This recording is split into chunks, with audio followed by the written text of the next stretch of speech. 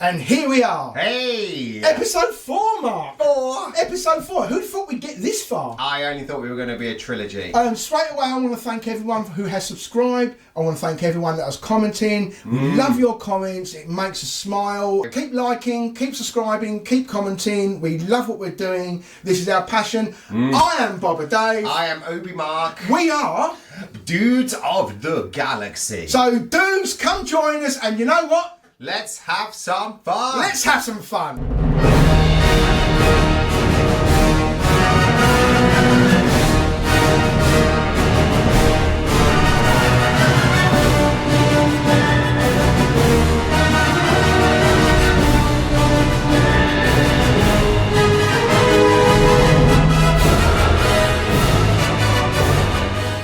Mark. Yes. Alien. Yes. Aliens.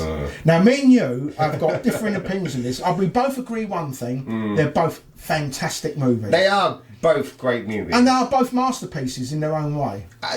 Yeah, okay. Because one, I think, one is a masterpiece of horror, and one is a masterpiece of action. They both do it really well. Yeah, they do. I mean, Alien did horror in sci-fi, right?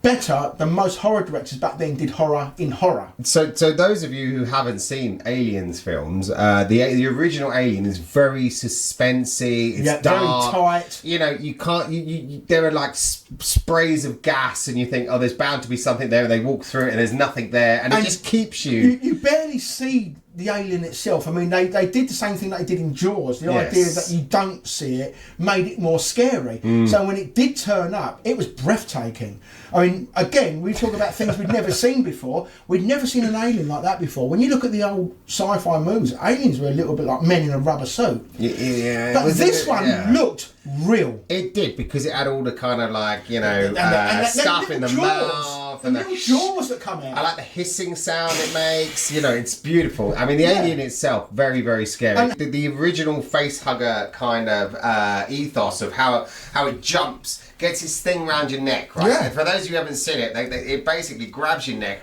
like that, and it face on like that, and it puts a tube down your throat, where it then lays an alien egg. It attacked the helmet, then it used itself to burst through the helmet and go onto the face. Right. So You're right. They're quite strong. Now, the first thing I want to mention, I've got my phone here because honestly, my memory won't remember all the cast members, but I think Alien at its time had one of the great casts, and I think Aliens followed that with a great cast as well. It did. So for Alien, you had a newbie, you had Sigourney Weaver. Her acting was a little bit off. Sigourney. She really nailed that strong woman character, which I thought was amazing. She was one of the early ones. Yeah, then you had Tom Skerritt. He was a great character actor at the time. You know, I've seen him in quite a few films. John Hurt. I mean, this man was an Oscar winner. And he had one of the smaller roles because he was the one that the alien went into for the first time in that chestbursting scene. I don't think anyone would have sold that better than John. No. You know? I mean, that was incredible. And when you think about that scene as well, that they didn't know how much blood was going to come out. So Ridley Scott decided. So you said that they didn't actually tell the cast of what was going to happen. No, the cast knew that the alien was going to come out, but they didn't know about the spray of blood. Now, what they did is they used pig's blood. So it's real blood. Lovely. Right?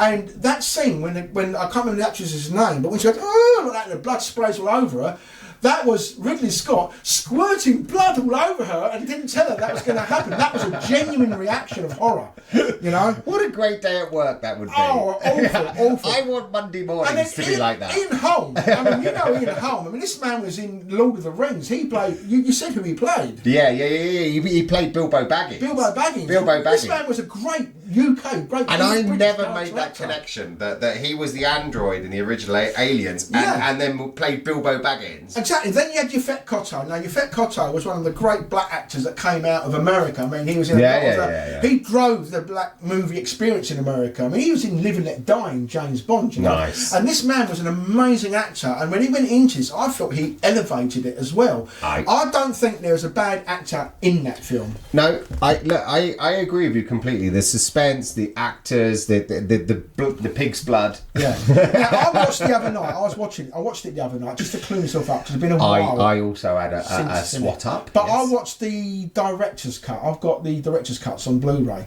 And there's a scene in that. I mean, there's not much added to the original Alien like there was in Aliens. Right. But in the original Alien, the one scene that they kept put back in that wasn't in the original film was the scene where she found Dallas and the rest of the crew all cocooned. Really? Yeah. And Dallas was sitting there in the cocoon. He's going, kill me. And this is the picture. So cocooned on the Nostromo. Yeah. And the thing is as well, is that the reason I think this thing should have been in, because it showed the moment, I think it showed the moment when Sigourney Weaver became the woman that she would then become in the rest of the films, because he kept saying kill me. Remember, she was just the first officer and she was not a murderer or killer or soldier in any way, and then they had flame units, and then she she flame flowed him to kill him because he asked for that, and I felt that was a turning point of her character, and that wasn't in the original movie, but that's in the director's cut. So guys, if you've not seen the director's cut, it is worth seeing, because that one scene changes so much about Sigourney's character. You know what I love when someone says that.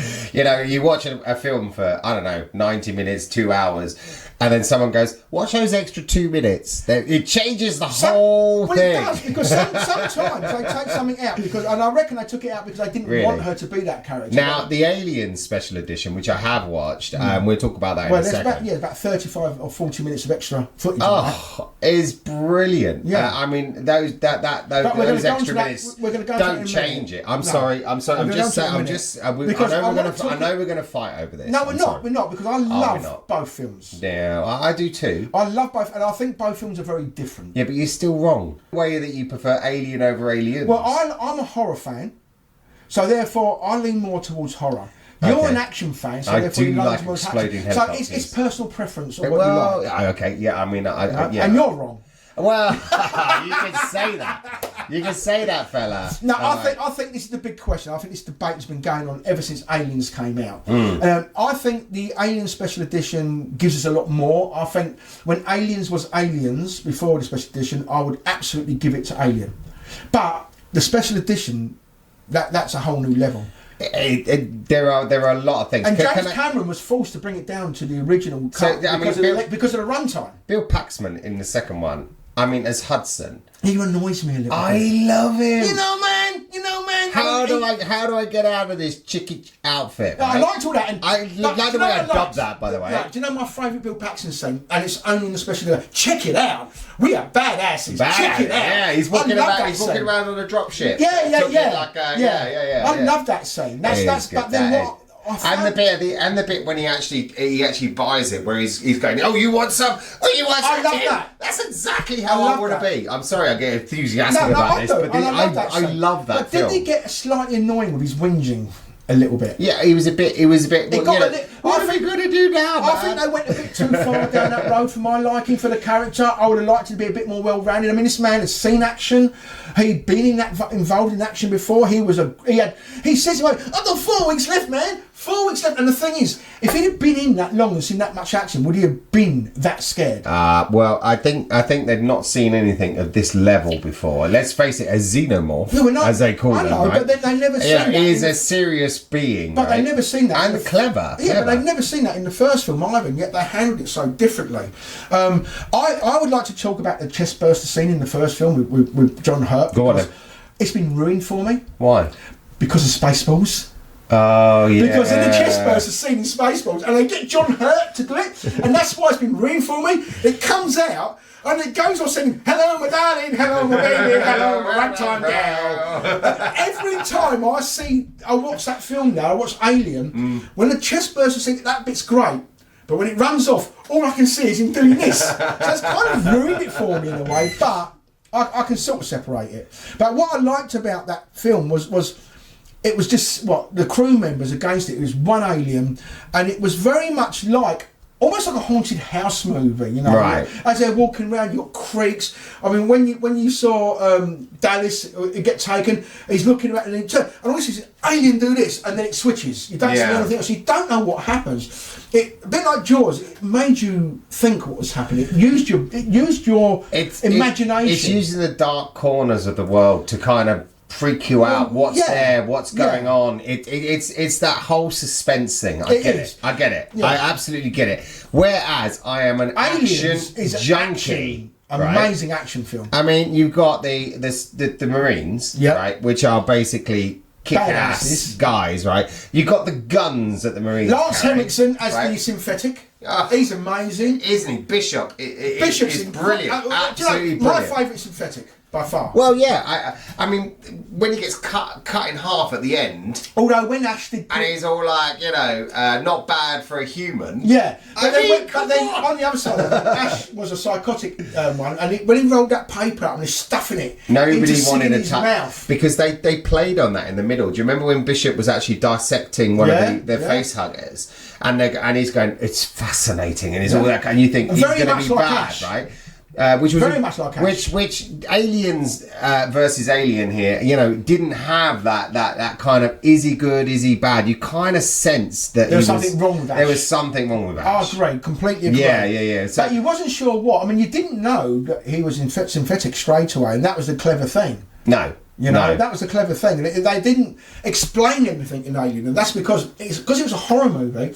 In a horror movies, if you explain stuff, you take away the scares. Yes. Whereas if you don't explain stuff in horror movies, you keep the scares there, and that's what I loved about Alien. That's why I consider it one of Ridley Scott's masterpieces. But I also think that the Aliens is probably James Cameron's best film. I absolutely love it. One of my top 5 films is Aliens, right? Me and my bro, we watched it so many times. The Marines as well, the pulse rifle. And now I love the pulse. Do you know what? That's one thing I'd love to get a replica of. Oh, it's got the underside grenade launcher. It has the counter on the side. I love the way the magazine goes in.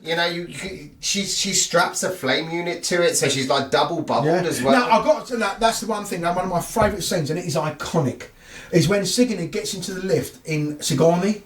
It's fine. It's a colloquialism. You have to bear with me. It's Sigourney Weaver. Sigourney Weaver. I think it's the way I've always said it. I don't know why. It's okay. But I love that scene in the elevator when she's almost doing a Rambo. She's put. She's putting all the things on. She should do the old headband. Right, but when the doors open, she's standing there and she looks so frigging badass. Yeah. I would really not mess with that woman. To me, after Leia, the greatest female character. What Leia did was strong, but what Sigourney did was take the strength of a female character next level. Oh, it's kick-ass. Next level. Absolute kick-ass. Unlike with Leia, she did it on her own. And to me, and we're going to get to this point now, she faced one of the badass aliens of all time. Well, you're talking about the literal mother of aliens, the right? Leia, the mother. First of all, she peed it off because she walked into its egg room. Well, when she aimed the flamethrower at the eggs, like saying, "If you don't let us out, I'm going to kill your baby." And she said, "All right." And she hissed. Yeah. And she made all the aliens back off. They're intelligent. Very intelligent. And then she sees an alien come in from behind, and she kind of goes, "Broke your deal. Kill your baby." And I love the bit of stuff. Boom, and she sets everything alight. And then when she pulls out and she catches a lift. The alien catches a lift. Well, she did push both buttons. There were 2 lifts. She waited for the first one. If you're going to push a button, they normally have an indicator on them that says that I'm at level 6 and this is at level 10. Yeah. You'd be like, I'll push a level 6. Don't bring another one down for an alien. I suppose when you've got a 9-foot, 10-foot alien coming after you, those babies you've just killed. I suppose you push both buttons. Slightly. I'm just saying that maybe under pressure I'd be a lot better. I'd be like, I'll just push this one. What's the nicest thing you've ever faced? Well, I had a hedgehog in the garden. I laid on an ant nest once. That was pretty bad. I had a hedgehog in the garden once. That's about it, you know what I mean? Hedgehogs are scary. But both films are incredible films, and they really helped shape my love of sci-fi, because you're talking the 80s now. You're talking an Alien. It came out in 1979, so you're only talking a couple of years after Star Wars. Again, a big detour from what people were doing. I loved the horror element because I was a big fan of horror by that time. With Aliens, well, we'd had quite a few action movies coming out during the 80s. So they was really leaning on showing, like, you guys are making great action movies. Well, this is how we do it better. But this is what I wanted from Alien Earth. And it didn't deliver. I wanted Marines, I wanted tons of aliens, I wanted cities under, complete siege. It felt to me like they was trying to honour both films and honoured neither. Right. I've seen the whole series now. Now, I don't know how many of you out there have seen Alien Earth.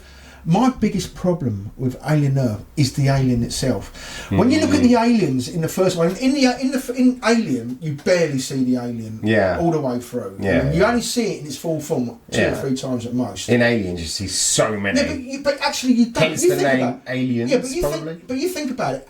In the aliens, right? I'm not talking about the mother now. I'm talking about all the other aliens. You don't see a lot of them again, and you only see them in quick shots or fast cuts. It's only when they got to the mother that you actually see the alien in its full form, and they actually started showing it. So again, they still followed the same idea: less is more. You know, concentrate on the human characters. Yeah. I felt with Alien Earth, it lost all of that. I felt the alien looked like a man in a suit. Well, it did. And it really did. I felt it was very slow at times. I mean, it didn't need to be 8 episodes. I was expecting, again, back to Aliens. I love a bit of action. I want lots of pulse rifles. I want lots of auto cannons. I want everything going on that we love. Yeah. Where was it? Well, it's a bit slow, didn't you think? It was a little slow and a little dark. Yeah, but also it didn't really sit comfortable with me because I had a problem with the creature itself, and then I feel like some of the other aliens they had on there were just a bit CGI for me, and maybe I could have done without the distraction of them because it's an alien film, so an alien series. So overall, I give it probably about 15% of it. I enjoyed it, but I didn't love it. I'm the same. I didn't pick it up and not put it down. I was happy to wait for another episode. Yeah. That kind of stuff, you know. Yeah. So, but you know, let's give them second season. Maybe they're going to listen to the dudes. You know, we're going to watch this. You know, we're going to watch. They should definitely listen to us because it wasn't bad. It was okay. In my opinion, it had some good ideas that I think it can build on if they just give us a bit more of what we actually want, which is the alien moments, which are very few and far between considering how many episodes there was. Pulse rifles, auto cannons. Yeah. I come back to what I want. Yeah, I agree with you. It needs actioning up. It does. Come on, anyone who agrees with us, just comment below. Does Alien Earth need actioning up, or did you really like it? Yeah. Does it need to be more darker and sinister like the original Alien film, which most of us don't want? You just can't let that go. I am not going to bite. I'm not going to comment. That's fine. Hey, look, it's probably time for me to do a joke. Okay, yeah, I guess it is. So let's go for it. I do want to make you laugh. And I'm ready. And do you know what? I would like you to make me laugh. Okay. Good luck. Okay. So not going to happen. So why did the tapeworm not decide to go into the Emperor? I don't know. Why did the tapeworm not decide to go into the Emperor? Because he didn't want to seem insidious. Okay, guys, so that concludes this episode. I hope you like it. Whether you agree with Mark or you agree with me when it comes to what's the better Alien or Aliens movie, it is all subjective and down to what we really like. No, it's not. I have the correct opinion. So I would like to ask you to comment. We love your comments. Don't you, Mark? We love comments. We do love comments, and I know you're all going to be shouting at me because there are these classic people out there that want Alien to be the original film. I'm going to be honest with you. I'm going to be fair with you on this one. I think I'm going to lose this one, but I'll still stand by what I like. Well, look. Thank you for joining us. Thank you very much. I am Boba Dave. I am Obi Mark. And we are Dudes of the Galaxy. So join us for the next episode. Until then, I hope you guys have a great time. Subscribe, like us, please. Beautiful. See you guys soon. Take care. Bye. Cheers. Bye.